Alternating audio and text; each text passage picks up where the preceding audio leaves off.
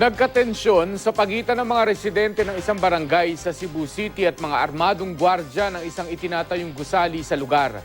Tinututulan ng mga residente ang pagbabakod sa lupa kung saan itinatayo ang gusali dahil mawawala na raw sila ng daraanan. Makibalita tayo kay Alan Domingo ng GMA Cebu.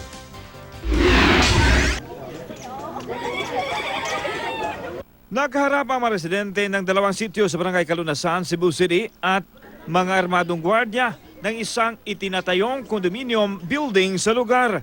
Tinututulan ng mga residente ang pagbabakod sa lupa sa paligid ng dalawang sityo na pagmamay-ari daw ng nagpapatayo ng kondominium. Kapag daw kasi binakuran ang lugar, wala nang madaraanan ang mga residente. Ang mga armas tagas kayo, shotgun gina.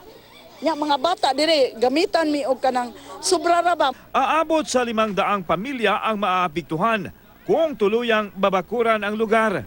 Kinukwestiyon din ng barangay ang pagpapatayo ng gusali dahil wala raw itong permit mula sa kanila. Hindi raw papayag ang kapitan ng barangay kung hindi mabibigyan ng right of way o daan ang mga residente. Ayon naman sa hepe ng mga gwardya, ginagawa lang nila ang trabaho nilang protektahan ang itinatayong gusali. Basta ingon ani gani construction, open area, shotgun atong gida. So dili man na consider as kuan kay mo man na siya regulated nga firearm para sa security guard. Wala pang pahayag ang lokal na pamahalaan kaugnay ng hinaing ng mga residente. Hindi pa rin nagpapaunlak ng interview ang may-ari ng itinatayong gusali.